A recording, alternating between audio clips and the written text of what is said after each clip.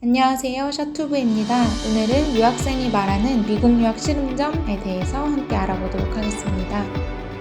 첫 번째, 경제적인 부담. 학비, 숙소, 교통수단, 식사, 병원 치료 등 유학의 모든 것에는 돈이 필요합니다. 그것도 국내 대비 적지 않은 액수이죠. 그나마 성적 장학금이 경제적인 부담을 덜 수 있는 유일한 방법이지만 이마저도 미국 자국의 학생들과 경쟁하는 것이기 때문에 사실 쉽지는 않습니다. 게다가 미국 내 경기 침체가 계속됨에 따라 물가가 심각하게 상승하고 있는데요. 유학생들에게 인기 도시인 LA의 경우 LA 한인타운에서 설렁탕이 약 30불 정도 하고 뉴욕에서 세 끼를 사 먹으면 약 평균 100불 정도 필요하다고 합니다. 유학생들에게 식대는 피할 수 없이 부담해야 할 비용인데 살인적인 물가는 매우 큰 짐이 됩니다. 게다가 유학생 신분으로 파트타임을 하는 것은 불법이기 때문에 더더욱 부모님께 죄송해하며 마음고생을 하곤 합니다.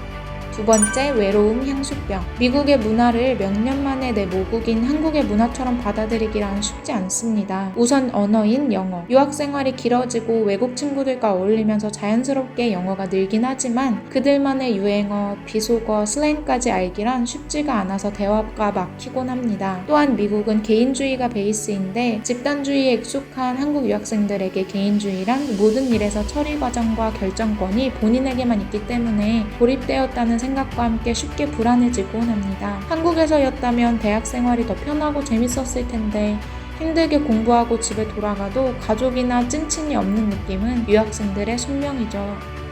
세 번째, 좁은 한국 사회. 유학을 처음 갔거나 미국 사회가 익숙하지 않은 유학생들은 당연스럽게 한국 유학생들과 어울리게 됩니다. 국내에서 대학을 다니면 전공과 전공 빌딩의 위치에 따라 아예 모르는 학우들도 많을 텐데요. 유학생은 같은 학교, 심지어 같은 지역 내에 있는 한인 유학생들의 풀이 단 하나밖에 없다 보니까 개인에 대한 정보와 소문이 쉽게 떠들고 또 이어지게 됩니다. 개인의 프라이버시인 연애사, 가정사, 학업 부문 등 쉽게 노출되고 듣기 때문에 한국에서보다 더 많은 사람 간의 스트레스에 노출되곤 해요.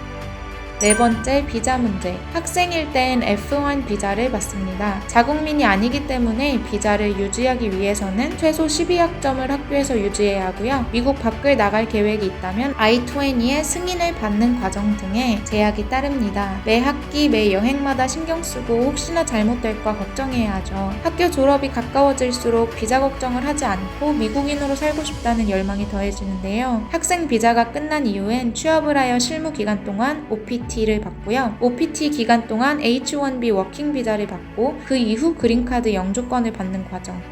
참 현실성 있는 과정이지만 취업난을 겪는 많은 유학생들에겐 사실상 어려운 과정입니다. OPT 같은 경우에 스템 전공은 3년 나오고요. 스템이 아닌 경우는 1년으로 전공마다 또 차별이 있어요. 인종차별. 유학 생활을 하기 전 한국에서 인종차별에 대해 진지하게 생각을 해보거나 인종차별을 겪어보신 적이 있을까요? 아마 드무실 거예요. 인종차별은 상황을 고려하지 않고 정말 무차별적으로 일어나곤 합니다. 현재는 K-팝과 K-드라마가 성행하며 아시아인에 대한 인식이 많이 개선된 것도 사실이지만 여전히 아시아인에 대한 인종차별이 존재합니다. 게다가 코로나 전후로 인해서 아시아 국가에 상관없이 아시안을 타겟으로 한 무차별적인 인종차별 사건 사고가 계속해서 보도되고 있는데요. 보도되는 대표되는 곳들은 샌프란시스코, 시카고, 뉴욕 등이 있습니다. 아시아인에 대한 차별뿐만 아니라 여전히 존재하는 백인과 흑인 간의 갈등, 히스패닉계에 대한 차별 등 다양한 사회적 차별이 존재하는 곳이기 때문에 유학 전 이런 부분들을 먼저 고려해보셨으면 좋겠습니다. 인종차별을 리포트할 수 있는 사이트도 있으니 유학 전에 참고하시면 좋겠습니다. 여섯 번째, 대중교통.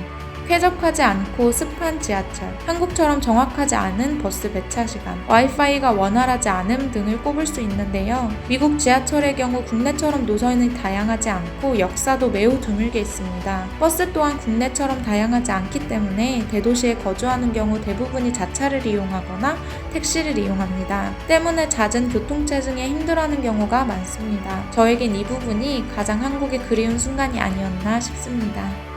일곱 번째, 치안 문제. 지난 3월에 바이든이 말했죠.